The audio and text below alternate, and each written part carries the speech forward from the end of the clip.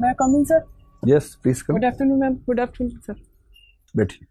Thank you sir. आप सुनीता मीणा है ना? जी सर। कुछ बताइए अपने बारे में। सर जैसा कि आप जानते हैं मेरा नाम सुनीता मीणा है। मैं राजस्थान के जयपुर ज़िले से की निवासी हूँ और मैंने स्टडीज़ में बीए किया है हिस्ट्री ऑनर्स एंड फिलॉसफी में। उसके बाद मैंने हिस्ट्री ऑनर्स एंड फिलोसफी? जी सर। ये कैसे होता है? मेरा ऑनर्स तो एक ही विषय में होता है शायद। सब्सिडरी मेरा फिलॉसफी। अच्छा ठीक है। जी सर। उसके बाद मैंने एमए किया और मैं पिछले 3 साल से इनकम टैक्स डिपार्टमेंट में एज ए इंस्पेक्टर काम कर रही हूँ। एमए किस विषय में किया आपने? सर हिस्ट्री में। एमए हिस्ट्री में किया। जी और आप 3 साल से इनकम टैक्स डिपार्टमेंट में काम कर रही हैं? जी सर। और पिछले 3 सालों से मैं विवाहित भी हूँ।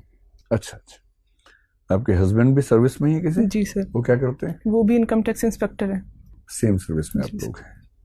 आपका सिलेक्शन इंस्पेक्टर ग्रेड पे हुआ था या सब इंस्पेक्टर पे हुआ था? इंस्पेक्टर इंस्पेक्टर पे हुआ था। और इस परीक्षा में कितनी बार आप बैठ चुकी हैं अब तक? सर ये मेरा 5वां अटेम्प्ट है। इसके पहले क्या क्या हुआ? सर इससे पहले प्री भी नहीं हुआ कभी। अच्छा, पहली बार प्रीलिम्स हुआ? जी सर। और उसके बाद मेंस भी, और आप जी। इंटरव्यू दे रही हैं। ठीक है। तो मेंस आपका अच्छा हुआ इस बार? सर हाँ। उम्मीद है आपको सिलेक्शन की? जी सर। कौन सी सर्विस की उम्मीद है? सर एग्जैक्टली तो नहीं बता सकती पर कोशिश सब अपने हिसाब से सोचते हैं कि आईएएस ही मिले। आईएएस मिले। और बाकी आपकी प्रेफरेंसेस क्या हैं आईएएस के बाद? सर उसके बाद आईआरएस। आईपीएस नहीं? नहीं सर। क्यों? आईपीएस का सर मेरी 2 वजह रही। एक तो मैं पहले से टैक्स डिपार्टमेंट में हूँ तो इसलिए मैंने आईआरएस को प्रेफरेंस दी, और दूसरा मुझे ऐसा लगता है कि मेरा एप्टीट्यूड भी शायद पुलिस डिपार्टमेंट के लिए थोड़ा सा फिट नहीं है, तो इसलिए मैंने उसको 4th चॉइस पे रखा है। मतलब एप्टीट्यूड कैसा होना चाहिए पुलिस के लिए? एप्टीट्यूड सर मैं थोड़ा शांति प्रिय अपने आप को जैसे मैं समझती हूँ इस तरीके की चीज़ों में अपराधियों से डील करना शायद मैं इतना अच्छे सही ढंग से नहीं कर पाऊंगी। इतना होना चाहिए। पुलिस तो सबसे ज्यादा शांति फैलाती है पूरे समाज में। आप चाहते हैं कि शांति कोई और फैला दे आपके लिए, फिर आप शांति से रह लें, न कि आप शांति पैदा करें समाज में। नहीं सर ऐसा नहीं है, लेकिन पुलिस को कई बार ऐसी चीज़ों से डील करना पड़ता है जहां अगर उसके एप्टीट्यूड का व्यक्ति होगा तो वो ज़्यादा अच्छे से डील कर पाएगा। मैं शायद अपनी सर्विसेज के शायद साथ न्याय नहीं कर पाऊँ, तो इसलिए जैसे किसी को मारना पीटना हो तो आप शायद नहीं कर पाएंगे। जी सर। थोड़ा मैं या एनकाउंटर करना पड़ जाए कभी तो शायद नहीं कर पाएंगे, ये लगता है आपको? जी सर। ठीक है। और आपने फॉरेन सर्विस भी नहीं ऑप्ट की?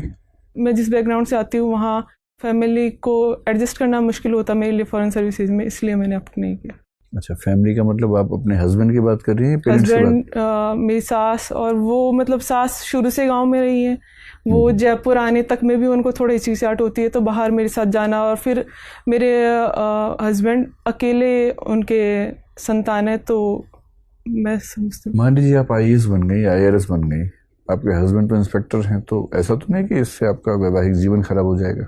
नहीं सर, मैं फुल कॉन्फिडेंट हूँ, हमारी अंडरस्टैंडिंग काफ़ी अच्छी है, तो ऐसा कोई इशू नहीं है। ऐसी 2 फिल्मों का नाम बता सकती है जहां ऐसा ही हुआ था कि वाइफ हस्बैंड से आगे निकल गई थी और उसके बाद चीजें ठीक चल नहीं पाई? हिंदी की बहुत प्रसिद्ध फिल्में हैं ऐसी जो इसी थीम पे बनी है। सॉरी सर, मैं मूवीज का आइडिया नहीं। ऐसा कोई फिल्म नहीं देखी है? एक अभिमान फिल्म बहुत प्रसिद्ध है इस मामले में। मतलब ईश्वर करे कि सब ठीक रहे। मैं तो वैसे कह रहा हूँ कि एक भारतीय समाज में ऐसा भी कुछ लोग सोचते हैं।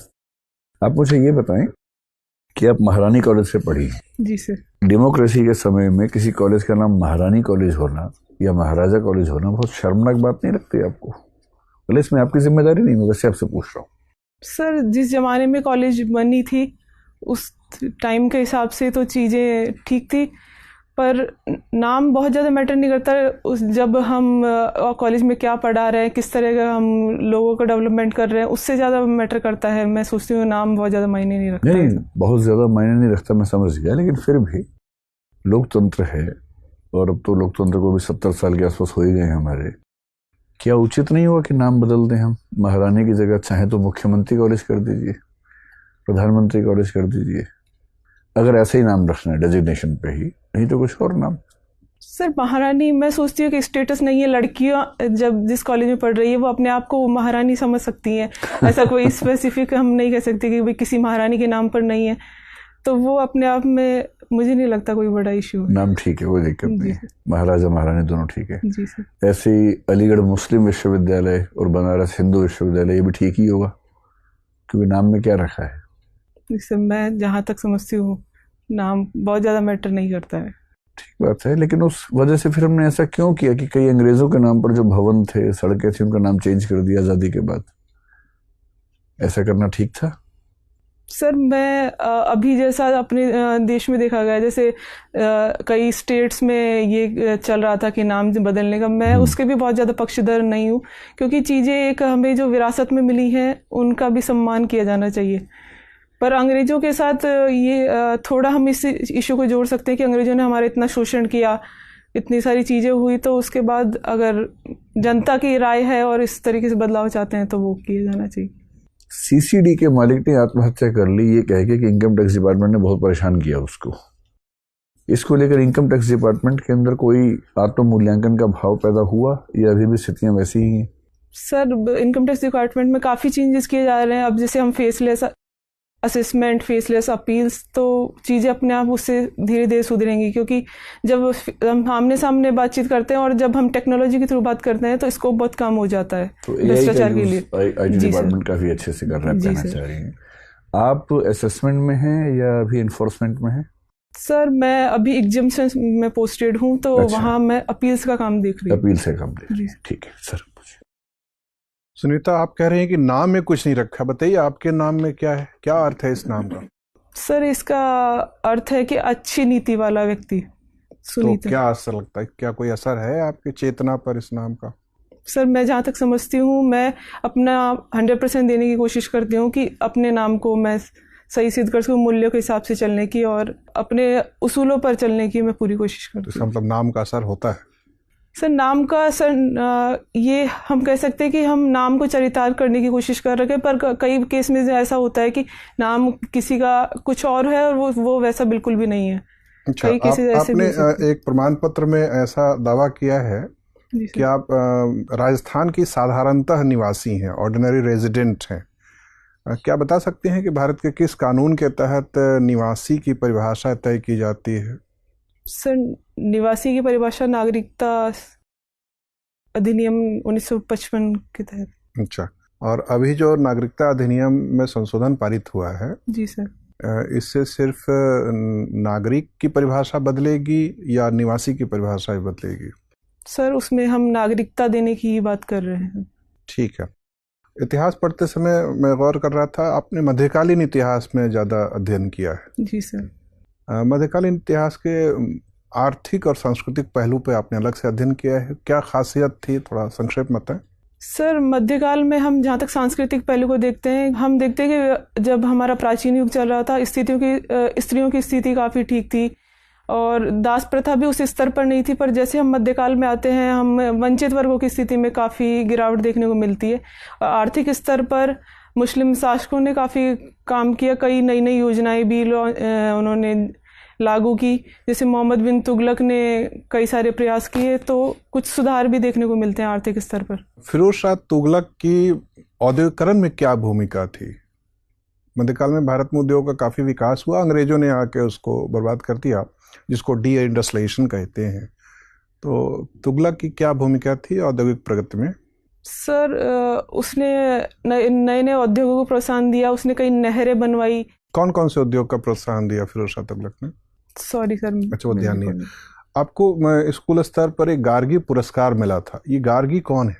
सर गार्गी वैदिककालीन विदुषी थी, जिन्होंने याज्ञवल्क्य ऋषि से शास्त्रार्थ किया था। गार्गी ने याज्ञवल्क्य से शास्त्रार्थ किया था? जी सर। अच्छा, बाद में एक और महिला का नाम आता है जिन्होंने शंकराचार्य जी से शास्त्रार्थ किया था, वो कौन थी? Sorry sir. अच्छा, ये ध्यान नहीं है। अभी प्रधानमंत्री जी ने ये कहा है कि भारत में आयकर दाता, व्यक्तिगत आयकर दाताओं की संख्या 1.4 करोड़ ही है, हालांकि रिटर्न भरने वालों की संख्या 6 करोड़ के आसपास है। तो ये तो एक विडंबनापूर्ण स्थिति है कि जब लोग रिटर्न भर रहे हैं तो आयकर क्यों नहीं दे रहे हैं? वास्तव में आयकर 1.40 करोड़ लोग ही क्यों दे रहे हैं? आयकर में जो अधिनियम है उसमें कई सारे प्रावधान है, उसके तहत आप कई तरह की छूट और एग्जम्पशंस ले सकते हैं। उसके बाद अगर आपका टैक्स बन रहा है तो ये आपको टैक्स देना होगा।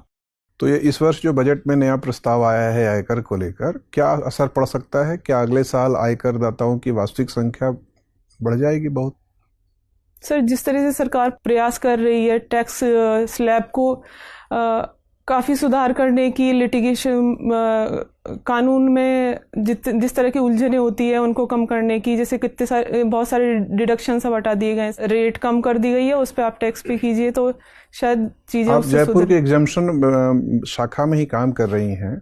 इस वर्ष के बजट प्रस्ताव के बाद कौन कौन से इनकम टैक्स एग्जाम्पशंस बचे रहेंगे, ध्यान दिया है आपने इस पर? इनकम टैक्स एग्जाम्पशंस 70 के आसपास एग्जाम्पशन डिडक्शन तो खत्म कर दिए गए हैं, लेकिन 100 में से लगभग 30 बचे रहेंगे। तो कोई एक दो ऐसा महत्वपूर्ण एग्जाम्पशन जो बचा रहेगा जिसका फायदा लोगों को मिलता रहेगा? सर, जैसे ATCCD2 का है, एम्प्लॉयर जो कंट्रीब्यूशन करता है एम्प्लॉय के लिए, वो उसमें 7.5 लाख की लिमिट कर दी गई है, पर वो एग्जाम्पशन अभी भी मिलता रहेगा। ATCCD4 का एग्जाम्पशन भी मिलता रहेगा। सुकन्या योजना वाला एग्जाम्पशन बचा रहेगा कि बंद हो जाएगा? सर, वो मिलता रहेगा। अच्छा, ठीक है, धन्यवाद। सुनीता जी सर, आप ये बता सकती हैं पिंक टैक्स से क्या मतलब है, क्या होता है ये पिंक टैक्स? सॉरी सर, मुझे अच्छा, मुझे ये बताइए कि अभी हाल में ही भारत ने कहा कि UAE जो है उसको रेसिप्रोकेटिंग टेरिटरी का दर्जा दिया गया है, तो क्या होता है ये रेसिप्रोकेटिंग टेरिटरी और ये किस तरीके से मदद करेगा भारत को और UAE को? सर, मैं रिकॉल नहीं कर पा रही हूँ। ठीक है, अभी हाल में ही देखा गया कि भारत और मलेशिया के बीच में भी काफ़ी तनाव रहा है, क्या प्रमुख कारण है इसके? सर, वो पाम ऑयल को लेकर काफ़ी तनाव था। पाम ऑयल को लेकर तनाव शुरू हुआ या तनाव किसी और बात से शुरू हुआ और इसका असर पाम ऑयल पे पड़ा? सर, तनाव वैसे पाम ऑयल का बिगेस्ट प्रोड्यूसर कौन है वर्ल्ड में? Sir, Indonesia and Malaysia. Indonesia या मलेशिया? इंडोनेशिया है पाम ऑयल। अच्छा, ये आप देख लीजिएगा। और भारत क्या विश्व का सबसे बड़ा कंज्यूमर है पाम ऑयल का? Sorry sir. अच्छा, हाल में ही भारत सरकार ने एक CAA एक्ट लेके आए हैं, आपको क्या लगता है इससे भारत के संबंध, अंतर्राष्ट्रीय संबंध अपने पड़ोसी देशों से जो कि बांग्लादेश और अफगानिस्तान, पाकिस्तान से तो खैर संबंध बहुत अच्छे हैं भी नहीं, तो आपको क्या लगता है कि इसका विपरीत प्रभाव पड़ेगा या कुछ अच्छा प्रभाव पड़ेगा? सर, मैं जहाँ तक समझती हूँ CAA से अंतर्राष्ट्रीय संबंधों पर प्रभाव, सॉरी सर। अच्छा, कोई बात नहीं। आपकी एक रुचि है कि स्क्रैप से आप कुछ डेकोरेटिव आइटम्स बनाते हैं, आप मुझे बता सकते हैं? एक बहुत ही फेमस गार्डन बनाया हुआ है किसी ने, और वो भारत के किस शहर में है और किन्होंने बनाया है? Sorry sir. आपने रॉक गार्डन नहीं सुना चंडीगढ़ में? सुना है। किसने बनाया वो? आइडिया नहीं।